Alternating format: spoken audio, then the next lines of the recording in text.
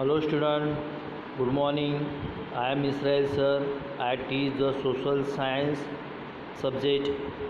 Today we learn lesson number first in geography, our environment. What is the meanings of the environment? Environment किसे कहते हैं? Environment means our surrounding condition is called the environment. हमारे आजू बाजू की जो परिस्थिति होती है उसे इन्वायरमेंट कहते हैं। You understand?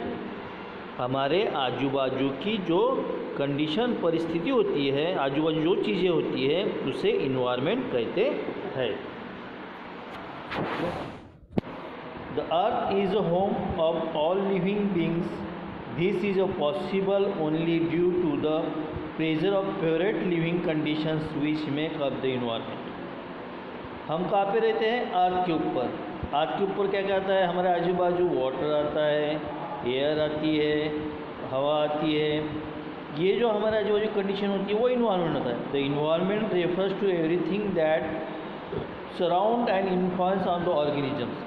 Some of this are biological and social but other the physical और non living things.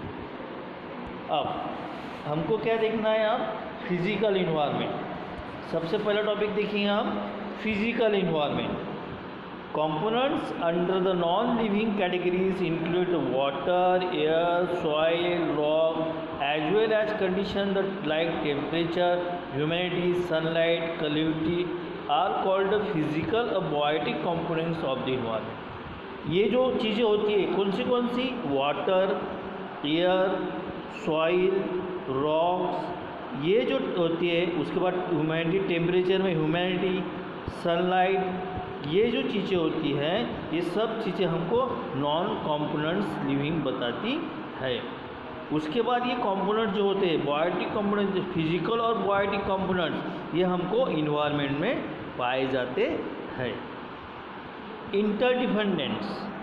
The biological और the biotic components of the environment including plants, animals and other microorganisms. The biological environment depend on the physical environment while the physical environment sustain the biological environment. This called the interdependent. अब biological और biotic environment, biotic and biological they are the different. biological किसे कहते हैं? जो animals होते हैं, जो प्राणी होते हैं, जो प्लांट्स, एनिमल्स, ये जो इन्वायरमेंट में इंक्लूड होते हैं, समाते हैं. और दूसरे कौन से? दूसरे माइक्रो ऑर्गेनिजम्स, जो बारीक जो एनिमल्स होते हैं, ये सब इन्वायरमेंट में होते हैं. और ये फिजिकल इन्वायरमेंट में बताया गया है. The kind of plants and animals found the regions are determined by the physical environment. Each organism is attached to a certain habit that is where we find. Coniferous tree is cold area and broad leafed vegetation area where the temperature and the rainfall are high. जहाँ पे trees कॉन्फ्रियस ज़्यादा trees होते हैं, cold areas ठंडा area होता है, ठंडी जगह होती है, एंड ब्रॉड लीफड वेजिटेशन, और जहाँ पे वेजिटेशन ब्रॉड होती है सबसे ज़्यादा एरिया में, जहाँ पे टेम्परेचर ज़्यादा रहता है और रेनफॉल भी हाई होती है. All organisms living in a particular habitat are interdependent. और ये क्या होते हैं? एक में के ऊपर डिपेंड होते हैं. Living things in the biotic world not only interest with the physical environment but also with one another. जैसे ही biological and biotic environment interdependent होते हैं वैसे ही ये इन्वायरमेंट में शामिल हो जाते हैं. Progress in our environment. Second point, the physical and the biological environment. अब इसमें क्या बताया गया है? फिजिकल यानी प्राकृतिक and biological environment interact with the another exchange matter of the energy. ये दोनों क्या करते हैं, इंटरेक्ट करते हैं दोनों के ऊपर, और उससे क्या होता है, वो मैटर और एनर्जी हमको मिलती है। Any change in the physical environment brings about the change in the biological environment. Physical environment change करता है, किसको चेंज करता है, बायोलॉजिकल इन्वायरमेंट को। And vice versa, while some change take place slowly, others are more noticeable. The earth's surface and the landform undergo change continuously. There is evidence to show that the continuous continents have drifted from their initial positions over hundreds of million years. और ये जो environment होता है ये अभी का नहीं होता है, 100 मिलियन ईयर आगो। And interdependent biological and physical environment, ये जो होते हैं ये दोनों इंटरडिपेंडेंट होते हैं।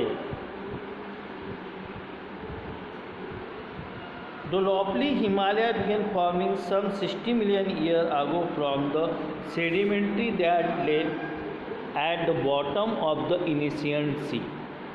पुराने ज़माने में 60 सालों से 60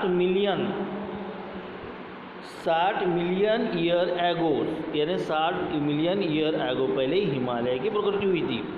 और वो नीचे से लेके ऊपर तक, जो पुराने ज़माने में सी ज़माने तक, they rose to their present size about 2 million year एगो।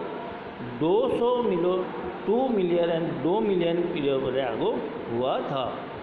They are still rising and are beginning warm down continuously by rivers and glaciers। उसी तरह वहाँ से जो रिवर्स फ्लो होती है ग्लेशियर से, बर्फ़ से, तो उसके बाद में लैंड पे आने के बाद में वो रिवर फ्लो करती है। The Aravalli hills were once higher than Himalaya but have now been worn down immensely। और जो अरावली हिल्स है उसके ऊपर भी हायर, हिमालय के ऊपर कौन सी हिल्स है, Aravalli hills, but not beaten won't the immensely, और उसके ऊपर कोई चीज़ नहीं होती है। Change brought about the by floods, जो फ्लड्स आते हैं वो चेंज होते हैं, यानी जो बाढ़ आती है, जो रेनफॉल होता है और रिवर ज़्यादा फ्लो करती है, उससे क्या होता है, फ्लड्स आते हैं और वो चेंज हो जाते हैं। उससे क्या होता है, वोल्केनोज, अर्थक्वेक आर सडन, उससे क्या होता है, वोल्केनो सडन होता है। बाकी का नेक्स्ट डे। Thank you.